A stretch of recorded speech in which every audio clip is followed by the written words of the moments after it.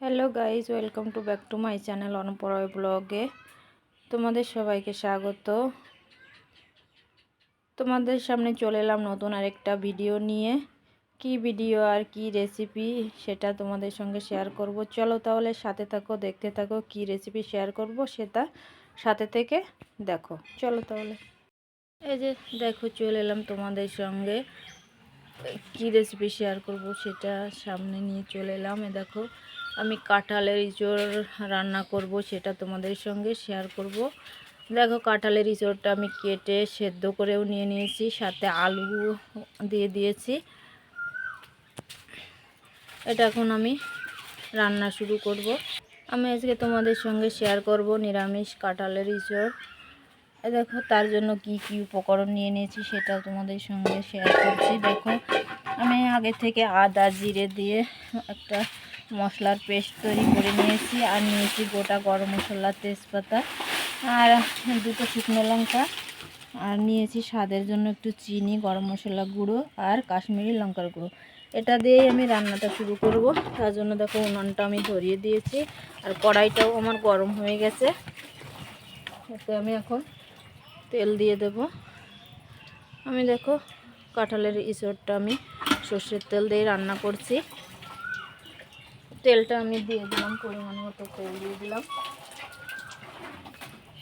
দেখো, তেলটা আমার গরম হয়ে গেছে। এর মধ্যে আমি দিয়ে দিলাম গোটা জিরে আর দুটো শুকনো লঙ্কা চিড়ে দু টুকরো করে দিয়েছি, আর তেজপাতা দিয়ে দিলাম, গোটা গরম মশলা।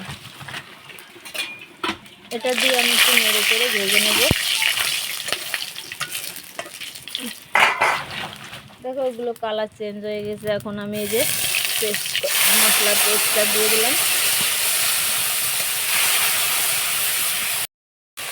মশলাটা আমি দিয়ে দিয়েছি, একটু ভালোভাবে কষিয়ে নেব। আর তার মধ্যে আমি দিয়ে দিচ্ছি পরিমাণ মতো একটু লবণ,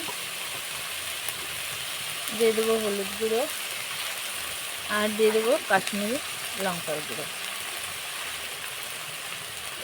দিয়ে আমি এটাকে ভালোভাবে কষিয়ে নেব। কিছুক্ষণের জন্য ভালোভাবে কষিয়ে নিয়ে তারপরে আমি এঁচড়টা দিয়ে দেবো এর মধ্যে। দেখো, মশলাটা আমার ভালোভাবে কষানো হয়ে গেছে। দেখো, তেলও ছেড়ে দিয়েছে। মশলাটা ভালোভাবে কষিয়ে নিয়েছি। আমি এর মধ্যে এখন সেদ্ধ করা এঁচড়টা ঢেলে দিলাম। এঁচড়টা আমি ভালোভাবে এই মশলাটা নাড়িয়ে চাড়িয়ে ভালোভাবে নাড়িয়ে মাখিয়ে করে নেব। তারপরে আমি এঁচড়টা ভালোভাবে ভেজে নেব।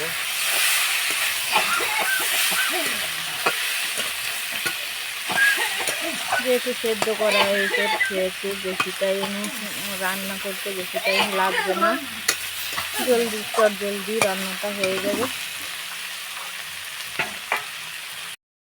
এঁচড়টা আমার ভালোভাবে ভাজা হয়ে গেছে। এখন আমি এর মধ্যে হালকা করে একটু জল অ্যাড করব, যাতে একটু গা মাখা ঝোল থাকে। তার জন্য আমি জল অ্যাড করব। বেশি না, হালকা পরিমাণ জল দিয়ে দিলাম। এখন আমি কিছুক্ষণের জন্য ঢাকা দিয়ে তারপর ফিরে আসছি কিছুক্ষণ পর। দেখো, ইঁচড়ের তরকারিটা আমার কত সুন্দর পলক উঠে গেছে। দেখো, ঝোলটাও গাঢ় গাঢ় হয়ে গেছে। যেহেতু জলটা আমি বেশি দিইনি, তার জন্যই এত জলদি পলক উঠে গেছে, আর ঝোলটাও ভালো গাঢ় হয়ে গেছে। আমি আগেই দেখেছি। আমি স্বাদের জন্য দিয়ে দেবো একটু চিনি, আর দিয়ে দেবো একটু চাট মশলা। যেহেতু নিরামিষ, তার জন্য একটু মশলাটা একটু বেশি দিতে হবে। দেখো,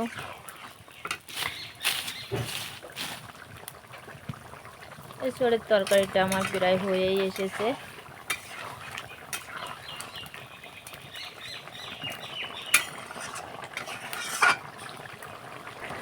দেখো, এঁচড়ের তরকারিটা আমার হয়ে গেছে। আমি হালকা করে এতে একটু গরম মশলার গুঁড়ো ছড়িয়ে দিচ্ছি। আমি এখন এঁচড়ের তরকারিটা এখন নামিয়ে নেব। দেখো হালকা হালকা গামাখা মাখা ঝোল থাকবে। আমি এই যে নিরামিষ এঁচোড়ের তরকারিটা যেভাবে শেয়ার করলাম, এভাবে তোমরা বাড়িতে ট্রাই করতে পারো। খুব খেতে খুব ভালো হয়, টেস্ট হয়। ভাতের সঙ্গে কিংবা রুটির সঙ্গেও ট্রাই করে দেখতে পারো আমার রেসিপিটা ফলো করে। এই যে তরকারিটা আমার হয়ে গেছে, ফিরে আসছি নামানোর পর। দেখো নিরামিষ এঁচোড়ের তরকারিটা আমি নামিয়ে নিয়েছি। দেখো কত সুন্দর গাঢ় গাঢ় গামাখা গামাখা ঝোল হয়েছে।